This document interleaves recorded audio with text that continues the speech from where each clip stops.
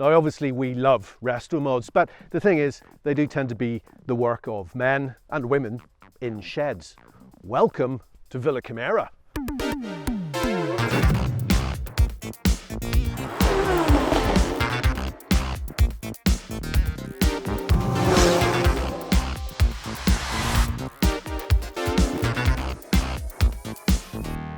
This is definitely not a shed. Dreamt up by charismatic Italian former WRC driver Luca Betti, Kimera has risen as rapidly as the thrilling Lancia-focused the company manufactures. Ciao Luca. Ciao Jason. How are you? I'm good. Nice to see you again. Small confessions. Lovely to see you too. When I first met you, what was it, a couple of years ago, 2-3 years ago? I think so. I hate this guy. He's a handsome Italian. Really? Former rally champion. Not really. And now you bring me here. I mean, I like what you've done with the place. Yeah. Effectively, we are in Villa Kimera, the place where we host all our friends like you and all our customers and people that come to visit us. And effectively, it's a special place because it is a 16th century Italian noble villa, aristocratic one, and it has a wonderful garden. And of course, we fix here our headquarters with all our administrative commercial staff, and then in Torino we build the car. But this house effectively has an incredible charming, and you will see all the history that during the century was built down inside, and effectively is a nice place to live. Should we have a look? Wow, with pleasure. Have you heard of a TV program called Through the Keyhole? Oh, no? No? Well, I'll tell you about it when we go inside. I can participate maybe? Yeah, Let's do it. I'm not sure what Keith Lemon would make of this place in the heart of the northern Italian province of Piedmont. It's bang tidy on the outside and drips with history inside. When Top Gear first visited Kimera back in June 2021, things were rather different. It has come a long way in a short space of time. Having lit up the European rally scene, Luca had been keeping a close eye on the emerging Restomod world. The brilliant Kimera 037 was the result, but the car itself is just part of the bigger picture, a wonderfully Italian one. So in this room was housed the King Carlo Emanuele III that was making a battle very nearby here, and he came to sleep for a night, and then he won the battle. And this, is something that every time I read, I think that it is a proper way also for me, that after all my battles in the rally and the races, I came here, I take a rest, and then I started with the project of Kimera, and now this villa maybe have a good luck for all the people that come here. Noble families, Italian kings, it's all going on in here. I hope you're taking notes. There'll be a short test at the end. More recently, Villa Kimera's story overlapped with Italian automotive and football royalty. And one of the former owners, I believe, was the main lawyer for the Agnelli family. And of course, we know the Agnelli, they own Fiat, bought Ferrari. The great Gianni Agnelli is one of the great patrician figures of Italian history in the 20th century. They also owned Juventus. Yeah. I know what you guys are like about your football.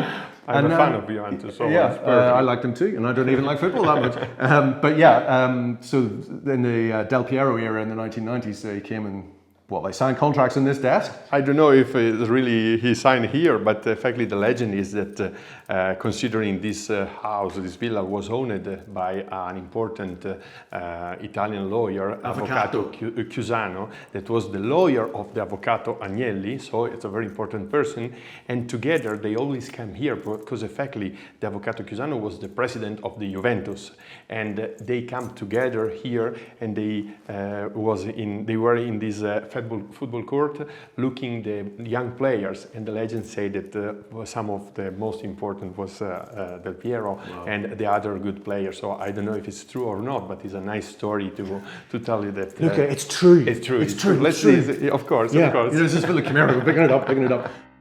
It took Luca years of patient negotiation to acquire this place, and he's a sensitive custodian. But despite its ornate furniture, remarkable library and stunning grounds, Villa Kimera isn't just a living museum. Ambitious and exciting plans are afoot. So Luca, the place is obviously beautiful and very historic, but you have plans for it, don't you? You're not just going to, use it as a nice house. Yeah. Effectively, at the beginning, I just arrived here because I was interested in the farm part, where I fixed my headquarters. But at the end, of course, being always all the day here, I started to think that it could be a great place to host the people that love the cars. And the generic opinion is that Italy is famous for cars, just for the Motor Valley, for Emilia-Romagna. But here in Piemonte, we have a huge tradition with all the designer, car manufacturer, coach builder. And so I think that our land is absolutely open to host all the passionate people for cars that can arrive here and find a unique place where to stay and share the passion with us. The house is absolutely stunning, but your HQ is over there, isn't it?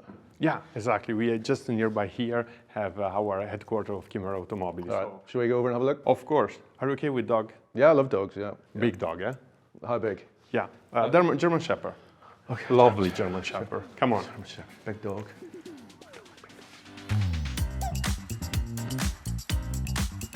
Oh, it turns out they're just a pair of big pussycats, really. But they are keeping a watchful eye over the other bit of Villa Kimera, the business HQ that sits behind some intimidating iron gates and a proper Grand Designs style series of converted outbuildings. Okay, here we are in our place that once was just a farm. And effectively we did the same restomod approach, you know, because we basically kept the old structure of the house, and we upgrade thanks to the modern materials and also the new technology we can add. So these were just old farm buildings originally? It was just a farm, so you have to imagine that when I arrived here, there was the animal here, just a gravel on the floor. Mm-hmm. And effectively, I started to think about how to restore, putting together some modern elements like these big glasses. And I'm very proud also about the elevation of these glasses, you know, so a sort of screen that go up like in a James Bond movie. And I was just going to say it's a bit James. Not that you're not a James Bond villain. Villain, okay, but, yeah, more you're Iron a nice Man. guy, but you know, more Iron Man. Sometimes Iron Man, okay. I'm inspired by Tony Stark, and it's effectively something that I love that go up, you know. And you enter in my previous life, so in all my trophy, all the races I did, so there is a lot of heritage that I take with me here. you did all right, didn't you? Yeah, yeah. This is the proof. I spend half part of my life going up and down in the hills and in the mountain of the race I competed. So I get with me all the heritage I have, all the races, all the adventure, the victory, the losing I did in my life, and it is quite. They don't give you cups for losing, though, do they? No, not exactly. All right. So the 037. Before Yeah. we go into the configurator room, what is it about that car? I mean, I adored that car, and I grew up watching Group B, so I kind of get it. But what did it mean for you being an Italian? Is it in Lancia and the 037? I think this car represents an Italia proudness, typical regional of our land, Piemonte proudness, because Lancia was our Ferrari in the 80s. And it was a car that won a battle, a sort of incredible challenge against the Audi team. Of course, it's something that I was looking to take care and celebrate as our root in rally, in our land, in our automotive world. And where did you start? And the idea to do a Restomod of the 037. Take me back to the roots of the idea. Well, I have to be honest that I was starting to see what around happens, and of course the world of Restomod started to arrive with the huge model of the Porsche and the Alfa Romeo with Alfa Holic. So I was starting to think that it was possible to do also something with a cool Italian car. And looking at the Beta Monte Carlo and this story of a small, poor car that became a queen, the last queen that won a WRC event with two-wheel drives, I say that's the right car, that because it's also in my blood, the rally knowledge. So it was perfect, and it was quite natural, you know, that I started with this project. But the 037, for those who don't know, I mean, wasn't it originally going to be an Abarth? Yeah, because at the time Abarth was managing all the Lancia's activities, and in fact it was the first Group B car that Lancia decided to build. And thanks to this victory, because it was not so sure that that Lancia continued the program in the rally, then all the Martini racing legend era became reality.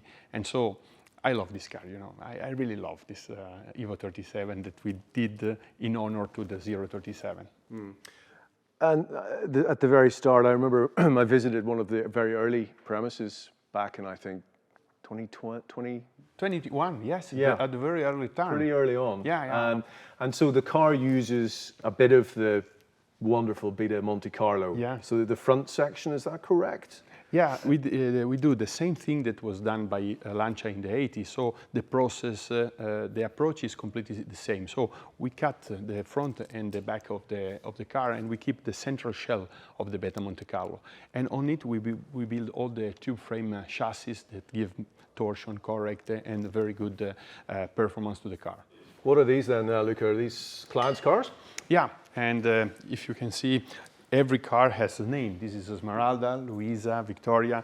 So basically is a story that we create with our customer, and so the connection is so close, and the customization and everything, all the details, that at the end the cars became like humans. And so we decide to give the name of a female like a daughter. And fair enough. I mean, that's the thing with this car. One of the great geniuses of it, I think, is that you feel it. You really, it feels more like, I know it might sound silly, but it is almost like a human being. And I think that with a lot of classic Italian cars, that's why we love them, because they have obvious personalities. Of course. I think that exactly as you are just told, in this car there is a lot of human passion. There is a lot of human aspect that maybe in the other commercial world of automotive there is less, because there is more commercial reason, other kind of approach. And this permits us to just make by heart what we are doing. And thank you for getting my car ready as well. I love this color now. So this one, what's the story with this beauty here? She is Victoria. Oh, hello, Victoria. Nice to meet you. She is from Switzerland, because the owner is from Switzerland. He is a very friend, but I say one of the person that permit us was one of the first 5 clients that believe when the car was still not built. And so it was a big step of trust and passion to get in this project with us. Kimera has sold just 37 cars, plus 7 of the Martini liveried one that Top Gear recently tested. But, like Singer before it, there's more to come. This is one of the world's elite automotive clubs. So what next? We have a lot of next. Effectively, Kimera is not just a car, and this is very important. I'm very happy that when we go on the fair, on the event, people look at our car and recognize it. I mean, it's not a Lancia. They come and they say, oh, look at a Kimera. So this is very important for me, because we have a long-term vision for our future. And of course, we already announced that we will have the Evo 38, so the version of 4-wheel drive of a car that never had built. Lancia they'd begun work on that car, hadn't they? Yeah, it was a sort of first testing that they did, and then, of course, for commercial reason, they decided to skip on the Delta, And so the Evo 38, it is a great evolution of our Evo 37. But then there is more. We are already show something about the K39, so not just an Evo. K represent a proper Kimera car, and this permit us to come back after my previous racing career to the racing world. And this car will be built first for challenge at the Pikes Peak, the glorious climb hill in US. But then it will be a special car, a sort of hyper Restomod based on a great chassis, so with a very nice technology. And this is a sort of the first milestone that we want to have to arrive to be a serious brand, an Italian brand that takes the car automotive philosophy that, in my opinion, sometimes is lost at our days, and get in the center the human approach, the passion approach for cars. Can I ask you something? The rise of the Restomod. I try to explain to people why I think there is a big audience out there that is responding to a very analog experience quite raw. You yourself, you know, when you drive the car, it's noisy, of course, and there's sensation of vibration. You're dealing with these guys. These guys are they're obviously well heeled. They have money to spend. Are they bored with modern hypercars? Well, it's absolutely a good question, and I believe that Restomod could represent for the automotive industry and the automotive world a possibility to celebrate what effectively the passion for cars give to all the people that approach this car. And of course, I think that in the future, also due to the transition that is ongoing, there will be two kind of approach for the cars market. One will be, of course, the utility and the daily use of the car. Probably an electric car. Yeah, probably, and I don't exclude this.